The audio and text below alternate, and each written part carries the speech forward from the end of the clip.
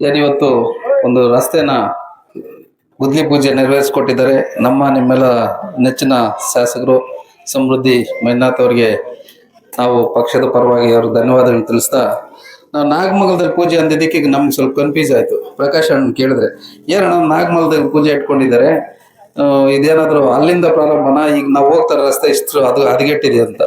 ಇಲ್ಲ ಇಲ್ಲ ಎಲ್ಲ ಇದೆ, ಅಲ್ಲಿ ಪೂಜೆ ಅವ್ರು ಪೆಂಡಲ್ ಹಾಕಿ ಅಲ್ಲಿ ಮಾಡ್ಬೇಕಂತದೆ. ನಾನು ಪೆಂಡಾಲ್ ಅಂದ ತಕ್ಷಣ ಶಂಕರಣ್ಣ ಹೇಳಿದೆ ಪೆಂಡಾಲ್ ಹಾಕಿದೆ ಅಂತ. ರಸ್ತೆ ಪೂಜೆ ನಾವೆಲ್ಲ ರಸ್ತೆ ಪೂಜೆ ಮಾಡಿ ಅಲ್ಲೇ ಮಾತಾಡ್ಕೊಂಡು ಹೋಗ್ತಾ ಇದ್ವಿ. ಪೆಂಡಾಲ್ ಹಾಕಿದ್ದಾರೆ ಅಂದ್ರೆ ಬೇಡಿಕೆಗಳು ಜಾಸ್ತಿ ಇದೆ ಅಂತ ಅವಾಗ್ಲೂ ಅನಿಸ್ತು, ಹಂಗೆ ಇಟ್ಟಿದ್ದಾರೆ. ಇಲ್ಲಿ ಅವ್ರು ದುಡಿದಿದ್ದಾರೆ, ಅದ್ರ ಪ್ರಕಾರ ಕೇಳಿದ್ದಾರೆ, ತಪ್ಪೇನಿಲ್ಲ. ಇವತ್ತು ಎಲ್ಲ ನಮ್ಮ ಮುಖಂಡರು ಈ ಒಂದು ಕಾರ್ಯಕ್ರಮದಲ್ಲಿ ಭಾಗವಹಿಸಿದ್ದಾರೆ. DCC ಬ್ಯಾಂಕು ಏನನ್ನೋ ತಮ್ಮೆಲ್ಲರಿಗೂ ಗೊತ್ತಿದೆ, ಆದರೂ ಅದಕ್ಕೆ ಸಮಯ ಇನ್ನೂ ಕೂಡ ಬರಲಿಲ್ಲ. ನಾನು ಸಹ ಯಾಕೆ ಆ ಕ್ಷೇತ್ರನ ಆಯ್ಕೆ ಮಾಡ್ಕೊಂಡಂದ್ರೆ, ಮೊದಲಿಂದ ನಮ್ಮ ನಾಯಕರೆಲ್ಲನೂ ನಮಗೆ ಸೇವಾ ಮನೋಭಾವನೆಯನ್ನ ಕಲಿಸ್ಕೊಟ್ಟಿದ್ದಾರೆ. ಆ ಒಂದು ಕಾರಣಕ್ಕೋಸ್ಕರ ಆಲಂಗೂರು ಸಿನಣ್ಣ ಇದ್ದಾಗ 99 ಕೇಳಿದ್ದೆ ನಾನು DCC ಬ್ಯಾಂಕ್ಗೆ ಸ್ಪರ್ಧೆ ಮಾಡಬೇಕು ಅಂತ. ಅವ್ರು ನಿಮ್ಗೆ ಇನ್ನೂ ವಯಸ್ಸಿದೆ, ಸ್ಪರ್ಧೆ ಮಾಡಿ ಅಂತ ಹೇಳಿದ್ರು. ಮತ್ತೆ ಅವರ ನಂತರ ಆ ಬ್ಯಾಂಕಿಗೆ ಚುನಾವಣೆ ಅಂತಕ್ಕಂಥ ವ್ಯವಸ್ಥೆನೆ ಬರಲಿಲ್ಲ. ಅದಾದ್ಮೇಲೆ 2 ಸಾರಿ ಹಲವಾರು ಕಾರಣಗಳಿಂದ ನಾನು ಅದರಿಂದ ವಂಚಿತನಾಗಬೇಕಾಯ್ತು. ಆದರೆ ನಮ್ಮ ಶಾಸಕರು ಬಂದ ಮೇಲೆ ಅವಕಾಶ ಸಿಕ್ತು. ಆದರೆ ಜನಸೇವೆ ಮಾಡೋದಕ್ಕೆ ಅಲ್ಲಿ ಅವಕಾಶ ಸಿಗ್ಲಿಲ್ಲ. ದೇವರು ಹೊರ ಕೊಟ್ಟರು ಪೂಜಾರಿ ಕೊಡ್ಲಿಲ್ಲ ಅನ್ನೋ ತರ ವ್ಯವಸ್ಥೆ ಆಗಿದೆ. ಇವತ್ತು ನಮ್ಮ ಶಾಸಕರು ಏನೋ ಕೆಲಸ ಮಾಡ್ತಾ ಇದ್ದಾರೆ, ಅದನ್ನ ಗಮನಿಸ್ಬೇಕಾಗಿದೆ.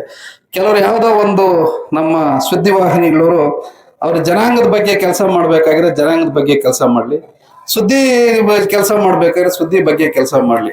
ಯಾವುದೋ ಒಂದು ಎಲ್ಲಾ ಚಾನಲ್ ಯಾವುದೋ ಒಬ್ಬ ಚಾನಲ್ ಅವರು ಏನೋ ಒಂದು ಬಾಯಿ ತಪ್ಪಿಂದ ಅಲ್ಲಿ ಅವ್ರು ಏನೋ ಹೇಳ್ಬೇಕಾಗಿದ್ದು ಬಾಯಿ ತಪ್ಪಿಂದ ಏನೋ ಹೇಳಿದ್ದಾರೆ, ಅದು ಉದ್ದೇಶಪೂರ್ವವಾಗಿ ಹೇಳಿರ್ತಕ್ಕಂಥದ್ದಲ್ಲ. ನಾವ್ಯಾರೂ ನಮ್ಮ ಜಾತ್ಯತೀತ ಜನತಾದಳದ ಪಕ್ಷದವ್ರು ಯಾರೇ ಆಗಿರ್ಬೋದು, ನಾಗೇಶ್ ಅವರು ನಮ್ಮ ಮಾಜಿ ಸಚಿವರಾದಂಥ ನಾಗೇಶ್ ಅವ್ರನ್ನ ನಾವ್ಯಾರೂ ಹಗುರವಾಗಿ ಎಲ್ಲೂ ಮಾತಾಡಿಲ್ಲ, ಕೇವಲವಾಗೂ ಮಾತಾಡಿಲ್ಲ. ಅವ್ರು ಮಾಡಿರ್ತಕ್ಕಂಥ ಕೆಲವು ಕೆಲಸಗಳಲ್ಲಿ ನಾವೇ ಹೋಗಿ ಭಾಗಿಯಾಗಿ ಅವ್ರನ್ನ ಪ್ರಶಂಸೆ ಮಾಡಿದ್ದೀವಿ. ಅವ್ರು ಮಾಡಿರ್ತಕ್ಕಂಥ ಕೆಲಸಗಳನ್ನ ನಮ್ಮ ಶಾಸಕರಲ್ಲಿ ಯಾರೋ ಕೇಳಿದ್ದು ಒಂದು ವಿಷಯ ಮತ್ತೆ ಅವರು ಮತ್ತೆ ಹೇಳಿದ್ರು ಗುತ್ತಿಗೆದಾರರು ಅಂತ, ಅದನ್ನೇ ಅಲ್ಲಿ ತೋರಿಸಿಲ್ಲ. ಬರೀ ಏನ್ ಮೊದ್ಲು ಹೇಳಿದ್ರು ಅದನ್ನ ಮಾತ್ರ ತೋರಿಸಿದ್ದಾರೆ. ನಮ್ಮ ನಾಗೇಶ್ ಸರ್ ಅವರು ನೆನೆ ಮಾತಾಡ್ತಾ ಇರ್ಬೇಕಾದ್ರೆ ಒಂದ್ ಹೇಳಿದ್ರು, ಏನಂತ, ಇದು 600 ಕೋಟಿ ರೂಪಾಯಿನ ಟೆಂಡರ್ ಪ್ರಾಜೆಕ್ಟ್ ಅಂತ. ನಮ್ಮ ಶಾಸಕರು ಹೇಳಿದ್ದು ಅದೇ, ಇದ್ರ ಹಿಂದ್ಗಡೆ ಬಹಳ ದೊಡ್ಡ ಕುಳಗಳ ಕೈವಾಡದೆ ಅಂತೆ. ಯಾಕಂದ್ರೆ 600 ಕೋಟಿ ರೂಪಾಯಿ ಟೆಂಡರ್ ಅಂತಂದ್ರೆ ಯಾವುದೇ ವ್ಯಕ್ತಿ ಸಣ್ಣ ಪುಟ್ಟವ್ರು ಸಿಗೋದಿಲ್ಲ, ಅದು ದೊಡ್ಡ ಕುಳಗಳಿಗೆ ಅದು ಸಿಗ್ತಕ್ಕಂಥದ್ದು.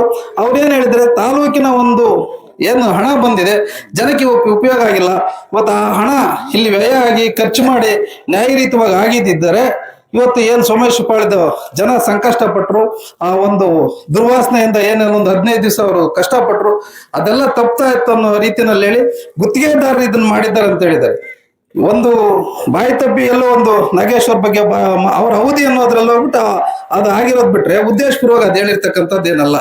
ಆದ್ರೆ ಅದನ್ನ ಕೆಲವರು ಅವರ ಏನೋ ಒಂದು ನಿಮ್ಮ ಪತ್ರಿಕಾಗೋಷ್ಠಿ ಕರೆದಿದ್ರು, ಅವ್ರ ಗಮನಕ್ಕೆ ಬಂದು ಅದನ್ನ ಬೇಡ ಅಂದ್ರೂ ಏನು ಇಷ್ಟು ವರ್ಷದಲ್ಲಿ ಹೋಗದೆ ಇರ್ದಂತವನ್ನ ಕಾಂಗ್ರೆಸ್ ಕಚೇರಿ ಕರೆಸ್ಕೊಂಡು ಹೋಗಿ ಒಂದು ಪ್ರೆಸ್ ಮೀಟ್ ಮಾಡಿಸಿ ಎಲ್ಲ ಮಾಡಿದ್ರೆ ಇದರಿಂದ ಏನ್ ಸಾಧನೆ ಆಗುತ್ತೋ ನಮ್ಗೆ ಗೊತ್ತಿಲ್ಲ. ನಮ್ಮ ಶಾಸಕರು ಮಾತಾಡಿರ್ತಕ್ಕಂಥದ್ದು ಜನರ ಒಂದು ಕಾಳಜಿ ಬಗ್ಗೆ ಮಾತಾಡಿದ್ದಾರೆ ಬಿಟ್ರೆ ನಾಗೇಶ್ವರ್ ಬಗ್ಗೆ ಆಗ್ಲಿ ಅವ್ರ ಕಾರ್ಯವೈಖರಿ ಬಗ್ಗೆ ಮಾಡ್ಬೇಕಂತಿಲ್ಲ. ಯಾಕಂದ್ರೆ ದಿವಂಗತ ನಮ್ಮ ಆಲಂಗೂರು ಸಿನಣ್ಣವರಿಗೆ ಒಂದು ನೆಲೆಯನ್ನ ಕಲ್ಪಿಸಿಕೊಟ್ಟಂತವ್ರು ನಾಗೇಶ್ವರು. ಆ ಕಾರಣಕ್ಕೋಸ್ಕರ ಈ ಪಕ್ಷದವ್ರು ಯಾರು ಅವ್ರ ಬಗ್ಗೆ ಯಾವುದೇ ಕೇವಲವಾಗಲಿ ಹಗುರವಾಗಲಿ ಮಾತಾಡೋದಿಲ್ಲ.